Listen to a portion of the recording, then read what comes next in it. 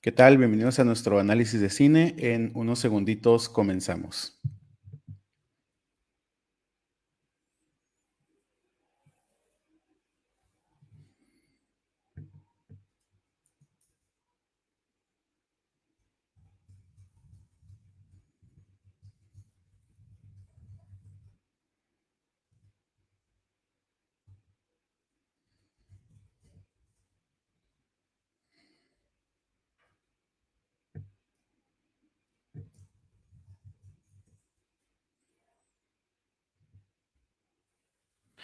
¿Qué tal? Bienvenides a nuestro análisis de cine, ya que es costumbre, tenemos ya casi como un año realizando estos análisis y siempre tenemos como esta oportunidad de sentarnos con personas bien increíbles, ¿no? En esta ocasión me acompaña Mangel. ¿Cómo estás, Mangel? Bienvenido. Hola, hola, muchas gracias por invitarme. Estoy Ah, muy feliz de estar por acá. Sí, y antes de que platiquemos un poquito de la película, quiero presentarles a Mangel. Obviamente quiero que conozcan quién es y por qué es interesante y por qué es importante su presencia en este análisis. Así que les voy a leer un poquito de él. Él es originario de Culiacán, estudió en la licenciatura en psicología en la Universidad Autónoma de Sinaloa. Se titula con una tesis sobre el amor romántico y relaciones de género en la música norteña y banda sinaloense contemporánea. Está súper interesante la tesis. En algún momento tenemos que platicar sobre tu tesis. Fue docente en preparatoria donde comenzó su interés por los temas de masculinidades y durante ese periodo también comenzó su proceso de transición de género. Desde el 2020 reside en Tijuana, donde estudia la maestría en estudios culturales en el Colegio de la Frontera Norte, con una investigación acerca de identidades transmasculinas y representaciones culturales en la transmasculinidad en México. Así que bienvenido ahora sí ya con todas las cartas. Por cierto, antes de que entremos a la película, quiero preguntarte un poquito sobre esa tesis, La primera, la primera. pues, era sobre música norteña y de banda. Entonces analizamos el contenido y las relaciones de género que había, sobre todo en la lírica. No nos enfocamos tanto en, La estructura musical, ajá. como en algo más específico, como etnomusicológico, por ejemplo, sino en un poco las prácticas que tenían las parejas, pero desde la lírica y las representaciones que tenía la lírica del género, como de qué es ser hombre, qué es ser mujer. Ya desde entonces, ¿no? Haciéndome preguntas Sí, sobre el pero tema. está súper interesante. Yo creo que la verdad en algún momento tenemos que hacer como algo con ese tema, precisamente porque así como el cine son productos culturales que forman visiones, la música pues también lo es, ¿no?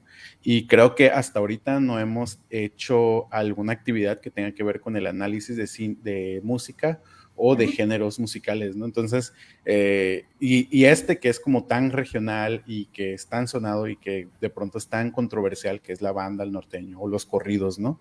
Creo que amerita que en algún momento podamos sentarnos a hacer como un análisis sobre ello y que nos platiques los hallazgos de tu tesis. Claro que sí, con mucho gusto. Así como un pequeño pin.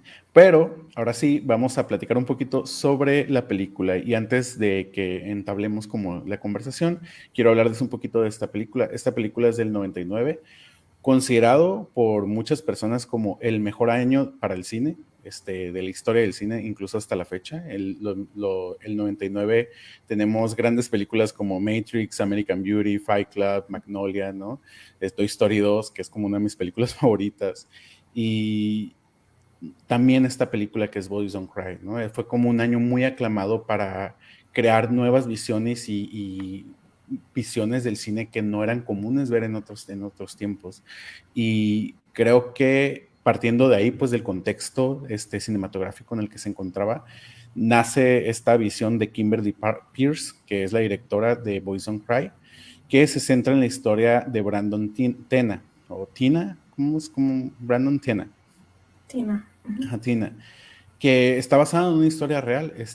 Lo triste de la película es que al final de cuentas Brandon Tena en el 31 de diciembre del 93 sufre, ¿no? O sea, lo asesinan después de haber sido violado, en un crimen de odio, ¿no? Y fue un asunto como bien fuerte y la directora toma esta historia y cree que bueno, más bien considera que es importante contar esta historia y crea esta película, como que es como un cine bastante independiente, aunque distribuido por Fox Searchlight, que es como la parte de Fox que distribuye cine independiente. Fue grandemente aclamada por la crítica. A Hilary Swank, que interpreta a Brandon, fue acreedora pues de un Oscar, y pues en sí la película tuvo mucho peso en su momento, ¿no? Entonces, como para platicarles un poquito previo a la película, pero como siempre y ya acostumbramos, siempre es bueno preguntarnos, ¿no? Y contestar la pregunta de por qué escogimos esta película. ¿Por qué en el 2021 decidimos escoger una película que tiene casi los 12 años, 22 años de existencia? 21, 22, más o menos. Ahora sí, cuéntanos, Mangel, ¿por qué escogimos esta película? Pues actualmente Boys Don't Cry ya tiene como otra perspectiva para la comunidad transmasculina, pero fue, pudiera decir, la primera que visibilizó la situación de esta comunidad y que presentaba no a una mujer vestida como hombre, sino a un hombre, o sea, un hombre trans, que es lo que sería como lo llamamos ahora, aunque Brandon le llama de otra manera, ¿no? Y pues la directora es una mujer lesbiana, butch también, entonces tiene como mucha similitud también con su vida y trató también de respetar como la historia de Brandon. Aparte, se me hace como fuerte que al final, previo al milenio, esta visión, ¿no? de la masculinidad con esta frase tan fuerte que es Boys Don't Cry, este, sí de tajo te adentra, ¿no? A un mundo Brandon lo explica en la serie como bueno, la película, como una crisis de identidad sexual, ¿no? Sí. Y que para ese punto, a pesar de que ya eran como temas sonados, verlo en el cine era bastante nuevo, ¿no? O sea, no era común ver este tipo de conceptos o este tipo de identidades plasmadas en el cine. Como bien mencionas, que no era una mujer vestida de hombre, ¿no? Sino que desde que inicia la película lo vemos a él dentro de toda su identidad y haciendo como uso de estos rasgos y roles de la masculinidad, ¿no? Uh-huh. Que de hecho hace rato mencionabas a Matrix y las hermanas directoras hicieron una transición después, entonces quizá pudiéramos analizarlo. Ujú. Y fue en el mismo año. Y pues ya Sí, después se descubrió que la Matrix tenía mucho de este tema trans. Sí, pues en el cine previo a Boys Don't Cry se habían representado como personajes transgénero o transexuales, pero de hombre a mujer. ujú. Entonces, que hacían el tránsito de hombre a mujer y no al revés. Entonces, Boys Don't Cry tiene esa característica, ¿no? Que presenta una historia de, de un hombre transgénero. Sí, y fíjate digo, pensando como en estas películas que hablan sobre estas realidades trans, justo en este año también sale la película de Almodóvar, la de Todo sobre mi madre, ¿no? Que también causó un gran revuelo. Entonces, me parece como interesante que estaba sonando de alguna u otra manera esta parte de las identidades trans y que se estaba volviendo como muy fuerte la necesidad de retratar estas realidades a través del cine. Y no solamente retratarlas bueno, pues esta es la realidad, sino tratar de brindar una perspectiva desde la identidad y no solamente como alguien que se atraviesa. Creo que lo que hace un poco Almodóvar es más bien como hay una protagonista que se atraviesa con esta realidad, pero en Boys Don't Cry vemos esta realidad desde la persona que tiene esta transición, ¿no? Sí, al inicio te decía que ha sido criticada ya en los últimos años porque presenta una realidad a través de una mujer cis. Entonces es una realidad que ha sido, bueno, la película ha sido dramatizada y quizá no es tan fiel a la vida de Brandon Tina. Entonces la han criticado por eso, porque se ha lucrado pues con una experiencia tan violenta y tan dramática como lo fue, y Ujú. que es algo que pues muchas personas trans han vivido, eh, y bueno, se puede problematizar también a partir de ahí. Ujú. Sí, y por ahí estuve leyendo que justo había personas como alrededor de la historia real que habían dicho que mucho de lo que sucedió se había tergiversado, ¿no? Y digo, al final sí es importante como, sobre todo cuando se toman estas historias que son de la vida real, trágicamente son de la vida real, tratar de llevarlas como lo más exactas a la pantalla también es una forma de, no sé, creo que cuando se habla de cine como basado en hechos reales, sí es importante entender que al final de cuentas es narrativa y dentro de la narrativa puedes valerte de otros recursos que te permitan expresar un mensaje de manera más clara. Sin embargo, atendiendo a lo que dices, ¿no? Es verdad, ¿no? Es una visión de una mujer, sí, sobre una persona que sufrió esto, ¿no? Y que es una historia muy trágica. Entonces, ¿cuál podría llegar a ser el equilibrio, ¿no? Para representar estas historias? Sí, pues está más reciente quizá Tomboy, que Tomboy pues presenta esa narrativa, como tú lo mencionas, de un niño que pudiera ser transgénero, como explorando en un entorno donde le es nuevo todo y pues va descubriendo como su identidad a través también de cómo le van legitimando esa identidad con otros niños y con una niña, que quizá podemos encontrar algunas similitudes también con Boys Don't Cry, pero en una edad muy distinta. No la he visto, fíjate, pero la voy a poner en mi lista porque sí he visto varios análisis que la nombran y que dicen que es como, que está muy chida. Entonces la tengo ahí como, ay, necesito ver la de Tomboy, ¿no? Pero platicando un poquito más ahora sí ya de la película, digo, hablamos un poquito del contexto, pero ya metiéndonos un poquito como a la trama. Les voy a contar para quienes las personas no han visto como la película, no es tan fácil de encontrar, realmente es una película como de culto, pero si se meten ahí a la red van a terminar encontrándola, ¿no? Pero cuenta la historia de Brandon Tennant, que es Tina, que es un chico trans que sale de su pueblo natal y se atraviesa con unas personas que podríamos considerar como los outcasts, ¿no?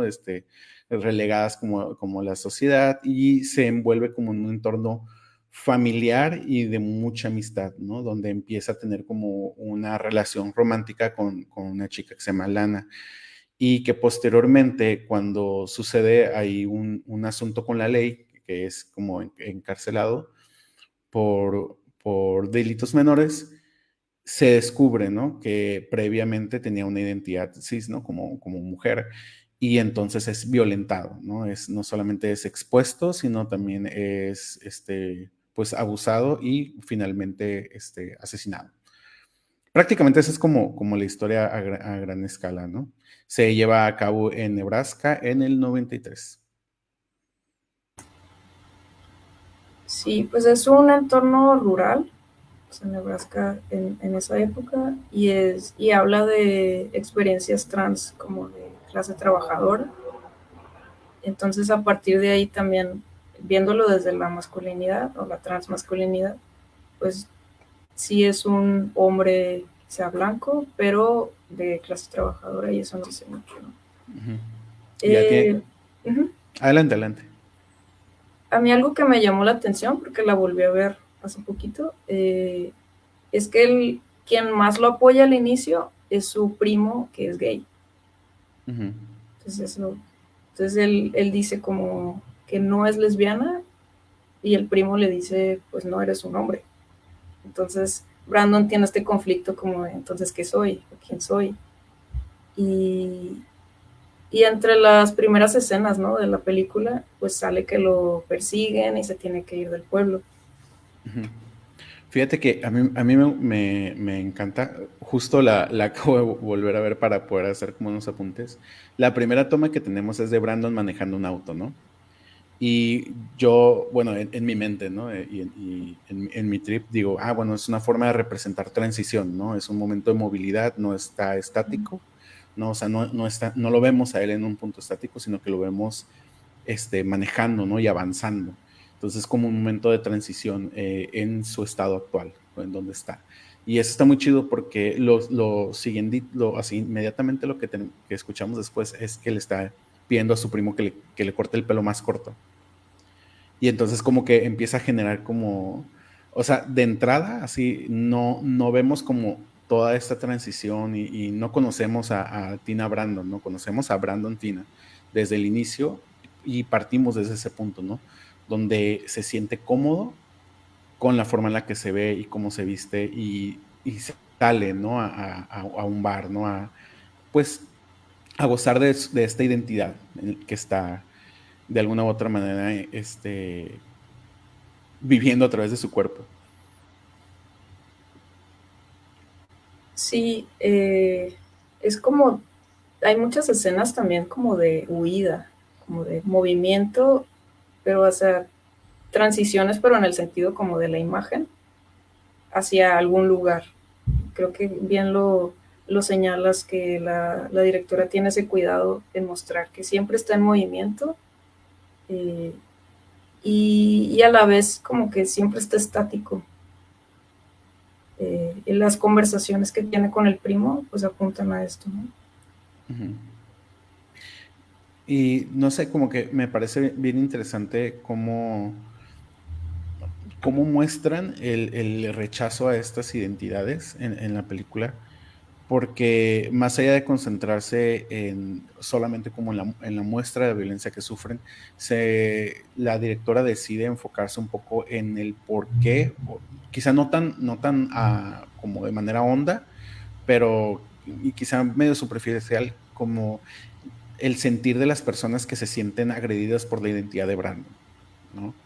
O sea, se sienten hasta como traicionadas o como que hay algo que no debería ser y no solamente es como, bueno, pues te rechazo, ¿no? Sino ese coraje, incluso en la primera vez que mencionas, ¿no? Que lo persiguen, ¿no? Hasta el camper de su primo, es casi, casi como un enojo por haberse ligado a la hermana de uno de los que lo andaba persiguiendo, ¿no? Como por qué aquí no va eso, ¿no? Y es cuando el primo le dice, pues sería más fácil si dijeras que eres lesbiana. Pero dice, pues no, es que no es lo que soy, ¿no? Ajá. Sí, algo importante es que pues los hombres trans o los chicos trans eh, hemos sido criados como mujeres. Entonces en la película hacen un juego como con que hay una cierta empatía hacia las mujeres y que Brandon utiliza esa empatía para ser leído como hombre, pero aparte para conquistar a las mujeres. Entonces parece que tiene bastante éxito en ese ramo. eh, y es como una manera también de estar como reafirmando su masculinidad, no solo a través de la vestimenta o de, no sé, el binding, como el portar, eh, como el ocultar el pecho, también a través de la conquista de mujeres. Que eso fue como algo que también me llamó mucho la atención, es como esta atención a estos mandatos de la masculinidad hegemónica, ¿no? Del ser rudo, de ser como irresponsable, de la pulsión de muerte que le llaman, ¿no? Cuando Brandon se sube a esta camioneta y se cae, ¿no? Y lo vuelve a intentar y se cae. Y que es retado constantemente por otros hombres a estar tratando de validar esta identidad. O sea, y lo digo yo desde mi identidad como hombre cis, que es como una práctica muy común, el retarnos a buscar la manera de probarnos, ¿no? Ante otros hombres constantemente. Y no estoy seguro de cuál es la experiencia desde la identidad trans, como de esta forma de validación, ¿no? Pero en la película, al final de cuentas, es percibido como hombre y constantemente se le están imputando estos mandatos de la masculinidad. Sí, la directora cuida mucho también en cómo el contexto va construyendo la masculinidad que tiene que representar Brandon. Entonces su visibilidad depende también de su seguridad física, de su integridad como persona. Y de que estas exigencias de la masculinidad, como estas prácticas, como el de subirse a la camioneta o quizá el de pues estar con mujeres, o el de tener pues como prácticas de riesgo, que quizá van vinculadas también a que es muy joven, que si no saquemos las cuentas, tiene como 19, 20 años en la película. Así es. Ajá. Eh, pues también legitiman, ¿no? Su identidad masculina. Aunque algo que me llamaba la atención es que cuando había algún comentario misógino, él no confrontaba a los hombres, sino se limitaba como a reír incómodamente. Sí, sobre todo, por ejemplo, hay una escena donde John, que es como nuestro antagonista en la película, critica a una de las chicas porque no es buena madre, ¿no? Y como que ahí hay como una serie como de ataques verbales, ¿no? Hacia esta chica, que también es como una madre adolescente. Y Brandon, o sea, se nota la incomodidad de Brandon ante estos juicios que tienen, ¿no? Como para las mujeres de ese entorno. También hay un detallito que me pareció como muy interesante en la película. Es que cuando por fin Brandon se topa con estas personas, ¿no? Que es John, es Lana, su interés romántico y otras amistades ahí, es después de una pelea de bar, ¿no? Y dentro de lo que pasa en la pelea de bar es que pues al final de cuentas a Brandon le pegan en la cara y alguien le dice como, vas a tener como una marca en la cara. Y hay como una alegría o una risa detrás de eso de parte de Brandon, ¿no? Como diciendo, claro, es como muchos hombres dicen, una marca de guerra, ¿no? Que le dicen así a sus cicatrices y que se enorgullecen, ¿no? De decir, sí, salí lastimado, pero pues estoy aquí y esta es mi marca de guerra y que creo que a la larga sí es como parte de esos roles o esas prácticas de la masculinidad donde vamos diciendo todas las marcas de guerra, entre comillas, que hemos tenido y todos los accidentes y cuántas veces nos hemos peleado, ¿no? Entonces, que es una de las partes donde afirma esta parte de la masculinidad, ¿no? El decir, claro, estoy lastimado porque me peleé en un bar. Sí, algo que se cruza en la experiencia de Brandon es que una de las marcas de guerra también es que ha sido patologizado, que con su familia venía huyendo porque lo querían llevar a un psiquiátrico. Pues que más tarde él revelaría, ¿no? que tenía una crisis de identidad sexual. Pero en las experiencias trans, pues se ven coartadas, ¿no? Como con también una patologización o con que hay algo ahí que sucede. Sí, y a lo largo de la película no solamente vemos, digo, es una película que no solamente sucede en tiempo lineal, sino que tenemos algunos inserts de otros tiempos o de otros momentos e incluso hasta tomas subjetivas donde podemos alcanzar a ver un poco de lo que sucede, ¿no? en la cabeza de Brandon de una manera muy abstracta. Y creo que eso es muy importante para el desarrollo del personaje y de la crisis que está viviendo y que la directora hace hincapié en tener esos momentos que incluso como de silencio, ¿no? Donde te permiten ver y sentir al personaje y toda esta travesía que está teniendo, ¿no? A lo largo de irse a a este otro pueblo de Nebraska, ¿no? Y cómo vivir esta otra vida, porque en su pueblo natal pues ya es bien identificado. Sí, pues Brandon emprende un viaje sin saber a dónde va a terminar. Y lo vemos cuando se queda a dormir en la casa de esta chica y que no, pues no es un lugar seguro en el sentido de que no sabe si al día siguiente va a volver ahí y lleva como que una vida un tanto eh, festiva, ¿no? Y creo que la película, que me parece que la directora también la escribió, hizo el guión, si no estoy equivocado, Sí, el pues screenplay. respeta, ¿no? Eso. Ujú. Voy a corroborar ese dato en este instante para no irnos con con una, pero según yo, ella sí. Sí, y junto con Andy Bienen escribe la película. Es coescrita por Kimberly Pierce y Andy Bienen. Ujú. Otro detalle que a mí me llamó la atención es que o sea, no tiene un trabajo, o sea, no lo vemos trabajando. Y en las historias donde vemos a mujeres trans, regularmente van ligadas como al trabajo sexual. Y creo que eso es un tema muy interesante en cuanto a las transmasculinidades, que no hay una actividad ocupacional directamente relacionada Ujú. con las transmasculinidades o con hombres trans. Sí, puedo imaginar que de alguna u otra manera, digo, realidades socioeconómicas también, ¿no? O sea, clase trabajadora, tienen cierto nivel de precariedad, ¿no?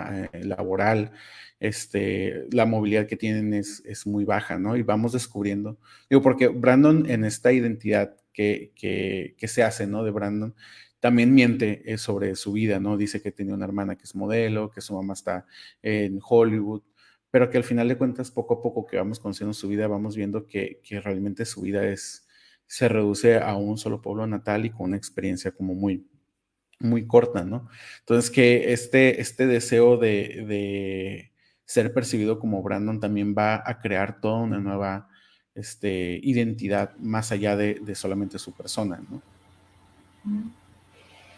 Sí, en las escenas estas cuando Brandon se viste, que se coloca el packer, ¿no? El bulto en la ropa interior, que vemos cómo se coloca la camisa y todo esto, parece que se estuviera poniendo una armadura y que a través de las mentiras pues no deja que se penetre tampoco esa armadura. Ujú.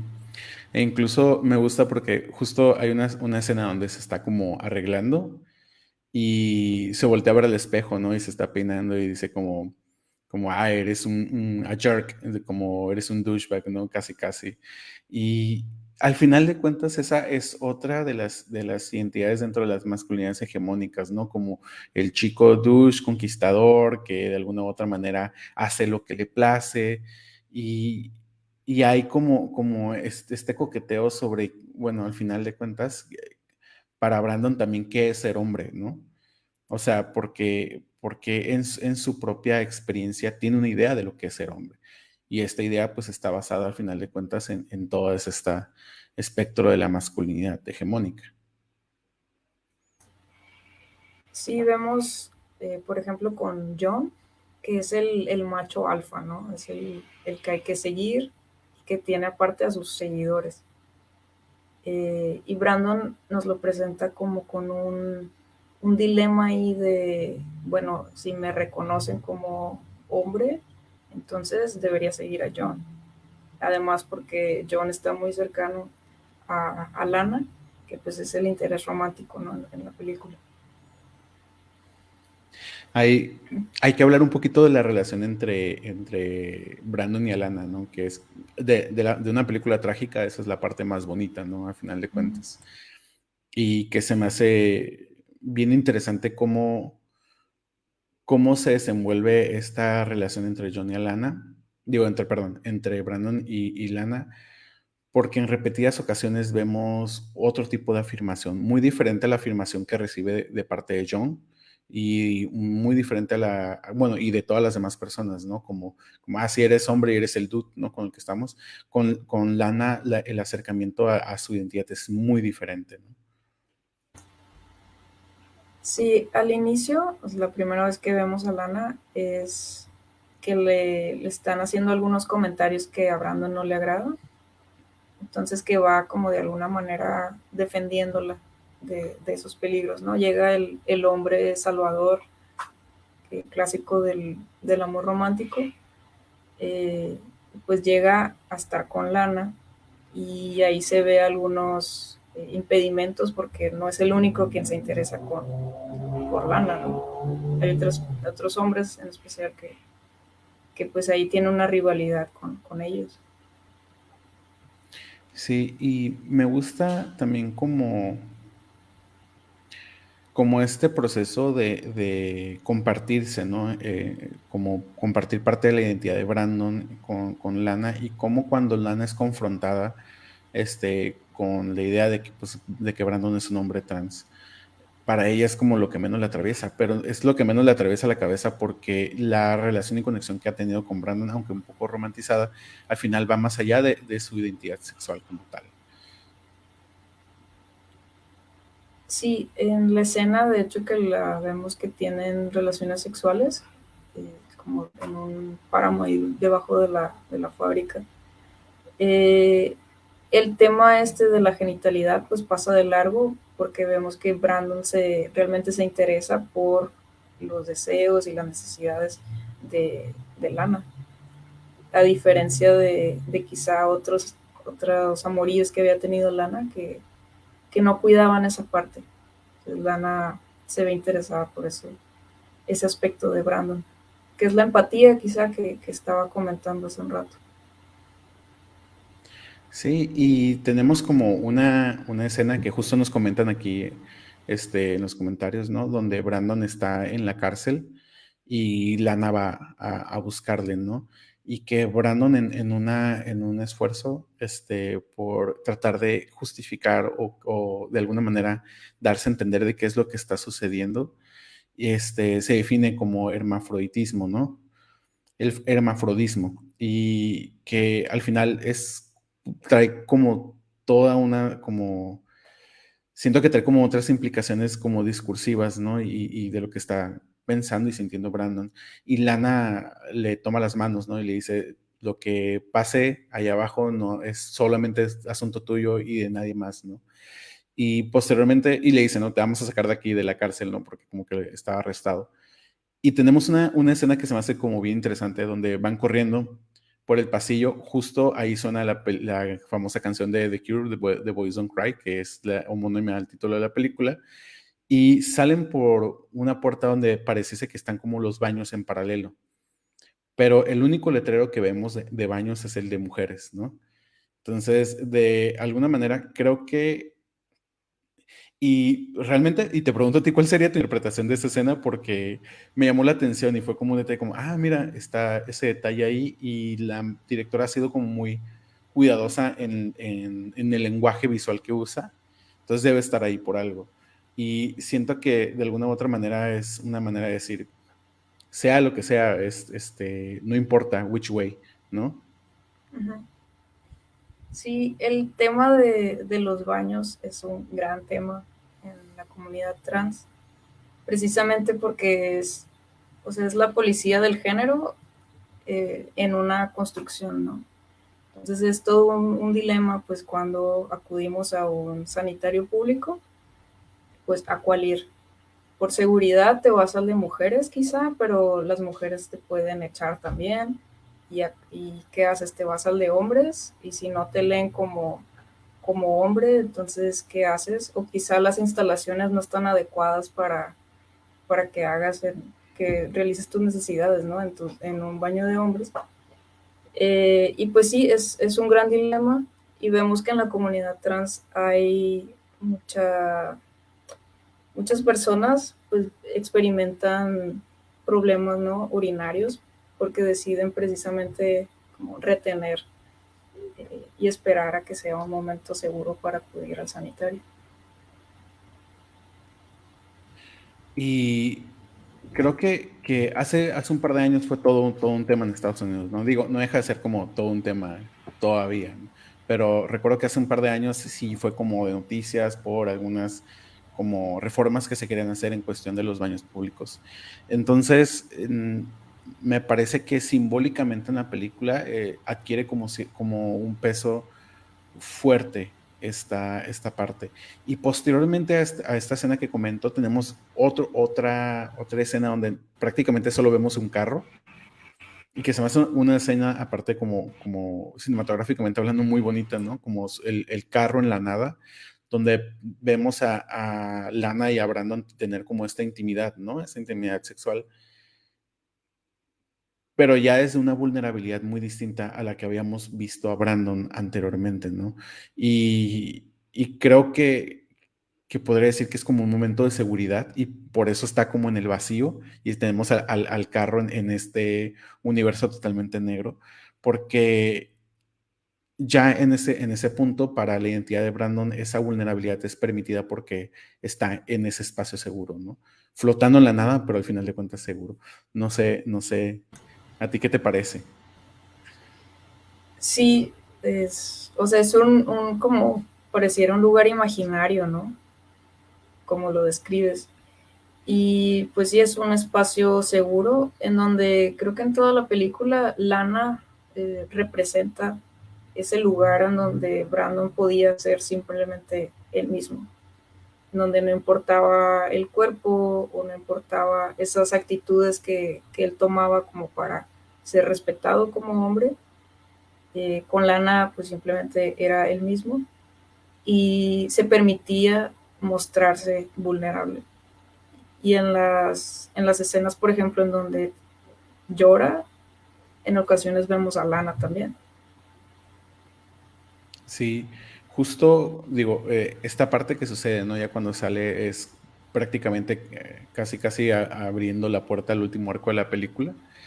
Y tenemos otro momento, digo, en la película al final de cuentas es expuesto, ¿no? Brandon es expuesto, no solamente en cuestión de identidad, sino corporalmente es expuesto, y que es un momento bien fuerte. Y tenemos esta, que a contrapuesta de esta escena donde tenemos el carro y tenemos a Lana y a Brandon como solos, tenemos como en una escena totalmente en silencio, con fondo negro en ambas partes, donde Brandon se ve a sí mismo, ¿no?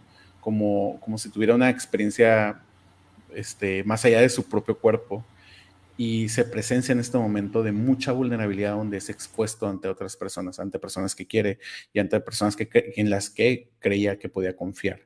Entonces, también siento que la directora toma estas decisiones bien interesantes de poner al mismo personaje viéndose fijamente de alguna u otra manera, como debatiéndose entre sus dos identidades, ¿no? Como si esta persona que está siendo expuesta no fuera Brandon, ¿no? Es otra persona totalmente este ataque violento lo ve Brandon desde afuera, ¿no? Y no desde su propio cuerpo. Uh -huh. Sí, eh, en la experiencia trans, o al menos lo que yo me he encontrado, es que hay como un espejeo en el cual vas leyendo los entornos, ¿no? Es decir, aquí cómo me voy a mostrar. Y habla ahí de la visibilidad que podemos tener. Entonces, cómo me están leyendo, cómo están viendo mi cuerpo. Y de hecho, la directora tuvo un poco de problemas en encontrar, por ejemplo, un hombre trans que pudiera interpretar el papel y se lo dieron a Hilary Swank. Y es muy importante el espejeo, el de cómo te están leyendo, qué pronombres están usando, de qué manera te tratan, porque si te leen como mujer, pues vemos que hay situaciones que pueden ser fatales. Sí, es estar como en un estado. No lo puedo saber yo, pero imagino que es como estar constantemente en un estado de alerta, ¿no? Y de cómo ejerces tu identidad, cosa que jamás en la vida yo, he tenido que pensar, ¿no? Cómo ejerzo mi identidad como Paul, como hombre en este espacio, es algo que se nos da natural. Y creo bueno, no que se nos da natural, ¿no? Sino que se nos fue impuesto y lo hemos desarrollado de esa manera y nunca lo hemos como cuestionado hasta ahorita que estamos como haciendo todos estos ejercicios, ¿no? Pero que creo que en la película sí se alcanza a apreciar un poquito como esta manera en la que en cada espacio, en cada grupo de personas, tiene que estar como midiendo cómo es. Y entre más cómo se siente Brandon, más desenvuelto lo vemos, ¿no? Pero también como en este espejeo es como si Brandon se reprochara a sí mismo el no haber realizado una buena ejecución de la masculinidad y que entre comillas, lo descubrieron y que ahora vive las consecuencias. Entonces esto lo vemos en la entrevista con el policía, que lo trata como mujer, que toda la entrevista lo vemos eh, pues llorando y, y creo que eso nos dice mucho. Sí, justo previo a que saliéramos al aire mencionabas esto, ¿no? de que las únicas partes donde vemos a Brandon llorar es cuando es tratado, ¿no? Y confrontado como mujer y no como su identidad. Sí, entonces tenemos, por ejemplo, cuando lo están revisando después del abuso sexual, eh, que no hay un protocolo de atención para hombres trans que han sufrido abuso. Entonces lo tratan como mujer debido a unas características biológicas, ¿no?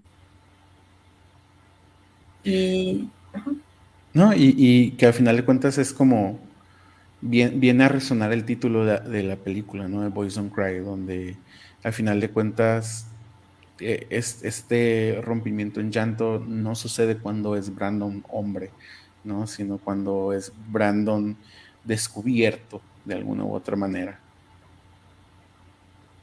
sí que al final, pues el sistema de género lo castiga por medio de John y del otro Tom. chico, de Tom, Ujú. que ellos ejercen, ¿no? Este castigo, pues a través del abuso. Y finalmente, pues, de un asesinato, ¿no?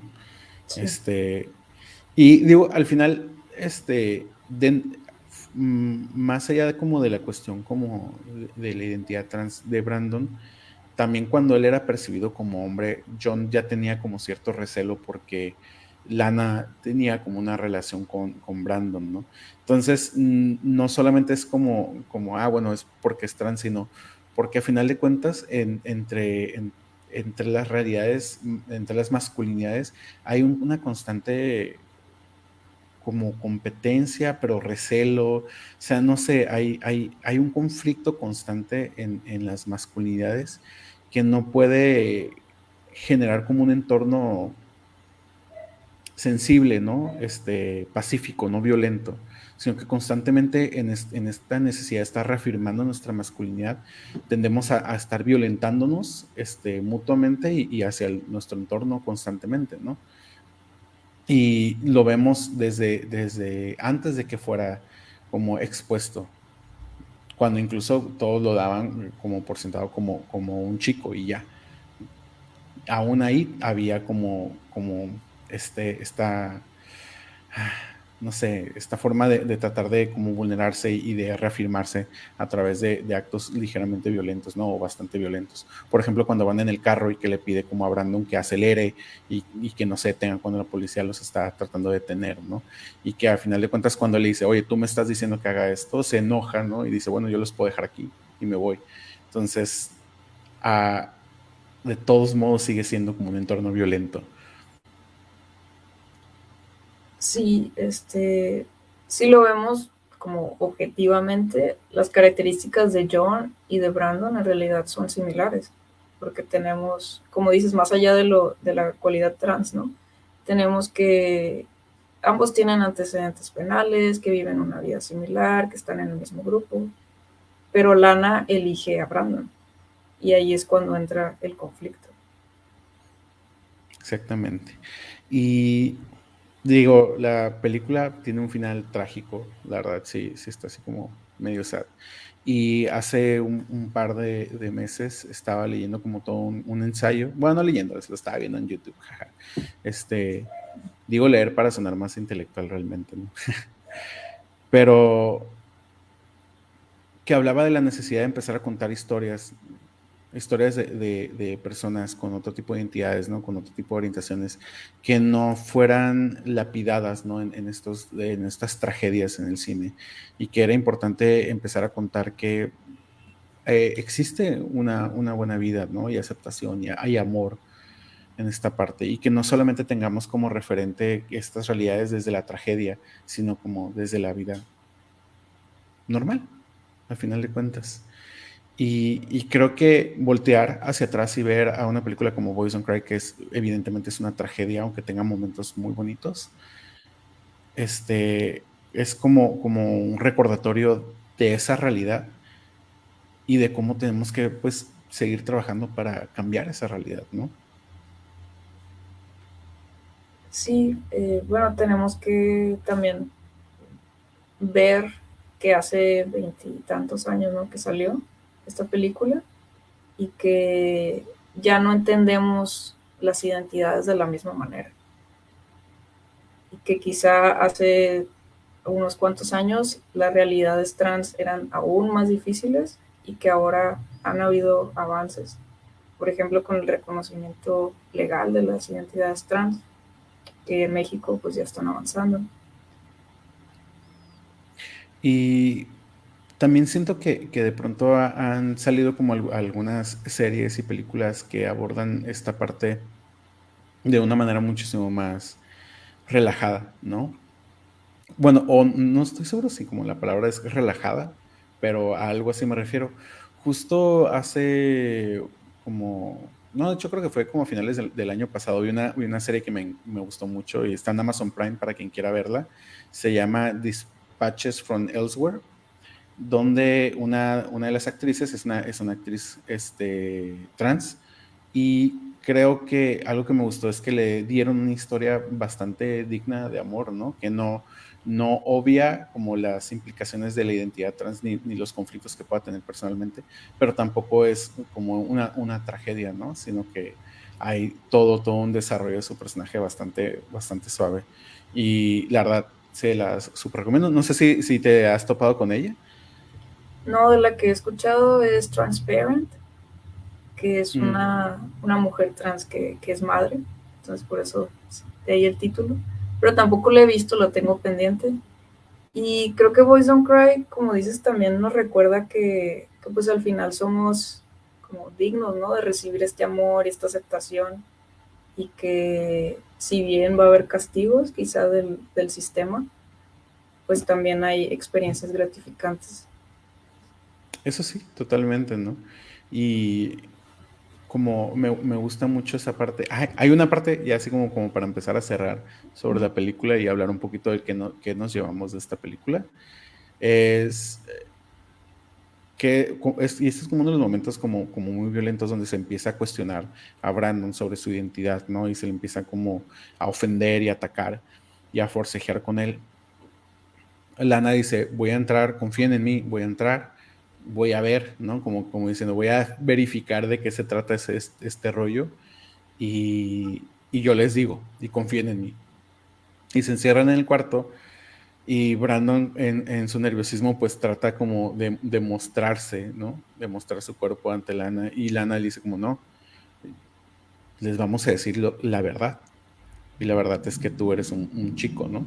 Entonces es como un acto muy fuerte de reafirmación para Brandon, que, y que se me hace muy suave como está de alguna u otra manera frameado, ¿no?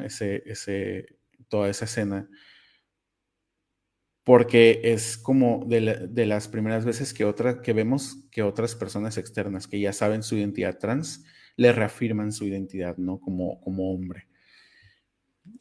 O sea, lastimosamente, pues al final de cuentas sí es una tragedia, pero ese momento se me hace que es como muy importante dentro de la película. Uh-huh. Y hay otra escena en donde, bueno, volviendo a la escena de cuando tienen relaciones sexuales, como en el pasto, es Ujú. un placer que no es fálico. Entonces eso es un dato importante también, como el presentar otras formas de placer en el cine. Ujú. Sí, que usualmente todo el 99% de las escenas siempre son como en cuestiones como de penetración y para de contar, ¿no? Y no hay como una exploración de la sexualidad en el cine, como más allá de la heteronorma. Tal cual, entonces sí está muy suave como poder ver esa interacción. Que incluso cuando Lana le platica a sus amigas, ¿no? Dice como es que es diferente, ¿no? O sea, y no dice que es raro, no dice que es como ay, bueno, no vemos como verbalizarlo, ¿no? Explícitamente lo que sucede, sino que lo vemos, ¿no? A través como de su memoria de alguna u otra manera, pero que simplemente lo habla como es diferente y ya, ¿no? Y creo que también es importante esa parte ni volverlo como algo ultra mega mágico, sino simplemente, o sea, no romantizarlo, sino hablar que es diferente, tal Uh-huh. cual. Sí, al final de cuentas es una pareja heterosexual, ¿no? y pues exactamente. es diferente. Y a ver, Mangel, ¿qué te llevas de la película? Pues en mi caso fue un poco difícil porque la hora que la volví a ver, la vi con mi familia, bueno, con mi mamá, y sí fue un poco impactante, entonces no lo hagan o tengan cuidado. Sí, no, no es una película familiar, No, definitivamente no es familiar. no. Entonces, nomás consideren eso. Y pues yo la sigo tomando como una película de culto y pues un referente en las identidades transmasculinas. Yo creo que desde mi perspectiva, ver todo el ejercicio de la masculinidad hegemónica en la película, ¿no? Y todas esas interacciones entre los hombres y el pacto que hay, ¿no? El pacto patriarcal que hay entre los mismos hombres de la película, este, me impacta en el sentido de cómo estos mandatos y este pacto vulneran incluso a las personas que tratan de alinearse de alguna u otra manera a estos mandatos, ¿no? Como Brandon que trata de, de alguna u otra manera, ay, se me fue la palabra, pues sí, tomar estos roles, tomar estos mandatos y hacerlos como parte de su identidad, que al final de cuentas, como dices, la masculinidad hegemónica está regida también por un castigo constante del patriarcado, ¿no? Y que nadie puede como escapar de ese castigo a menos que lo cuestionemos y activamente estemos como empujando hacia otras realidades. Entonces, esta movie es para cualquier persona y la neta está súper recomendada. Sí está fuertecilla, si son sensibles como a escenas de abuso, ¿no? De violencia, pues como con cuidado. Pero creo que es un referente muy bueno, como dice Mangel, sobre las realidades trans y sobre todo sobre transmasculinidades y que es desde la parte como hombre cis, es que es interesante ver cómo estos mandatos de la masculinidad pues, van vulnerando constantemente y no solamente a otros hombres, sino también a todas las personas que rodean como cierto espacio, ¿no? Porque ahí también las mujeres eran súper vulnerables en ese espacio, controladas, ¿no? Y hasta violentadas. Sí, siempre las sitúan como en indefensión. Y Exactamente. creo que pues ahora hay muchos espacios de transmasculinidades, incluso en Facebook, o de masculinidades como nodos. Y pues ahí vemos a Brandon siempre solo, o sea, construyendo su identidad, haciendo estos cambios y todo solo. Pues ahora creo que hay muchos más espacios donde podemos cuestionar esta masculinidad hegemónica y hacer estos ejercicios de reflexión. Sí, y hablando de eso, Ángel, ¿quieres promocionar a algún grupo? ¿Eres parte de como de algún proyecto que te gustaría que le diéramos voz y que las personas como que supieran? Pues hay varios grupos. Aquí en Tijuana se están organizando un grupo que se llama La Baja Trans, entonces que hacen acompañamientos legales, psicológicos y todo. Pues quizá si les interesa, pues está en Facebook, La Baja Trans. Perfecto. Vamos a tratar de colocar ahí en los comentarios el link pues, para cualquier persona que se interese, que pueda pues acercarse, ¿no? Y no me queda más que agradecerte, Mangel, que estés aquí conmigo en este análisis y que hayas colaborado con nosotros en este asunto. Esperemos que no sea la primera ni la última vez. Bueno, es la primera, pero que no sea la última vez en la que colaboramos, porque hay muchos temas que se nos hacen como súper interesantes, ¿no? Y si es como parte de lo que queremos buscar es, pues, no solamente quedarnos con nuestra propia idea, sino abrirnos a otras perspectivas y otras identidades que nos permitan entender cuál es un mejor ejercicio de la masculinidad, que pues para eso estamos, ¿no? Para eso existen los, crear espacios para ese tipo de reflexiones. Así que muchísimas gracias, espero te hayas sentido como muy bien y que te quieras, ¿no? Como seguir colaborando con nosotros. No, muchísimas gracias a ti y a ustedes por invitarme. Y al inicio estaba muy nervioso, pero luego dije que iba a ser muy divertido, o sea, estar dialogando sobre estos temas que a mí me gustan mucho. Pues, qué chido que encontraste este espacio como tranqui para platicar de esas cosas. A todas las personas que nos van a seguir viendo, les recordamos que igual subimos estos análisis a YouTube, que los pueden como encontrar de todas las películas que hemos analizado, y que también nos escriban, coméntenos, platíquenos cosas, ¿no? Propónganos temas, propónganos películas que les encantaría ver, y si quieren sentarse aquí conmigo a platicar de una película, también escríbanos, ¿no? No me voy sin antes recordarles que muchas gracias y que nos sigan en nuestras redes, y muchas gracias, Mangel, nuevamente. Muchas gracias. Que estén bien, hasta luego. Bye.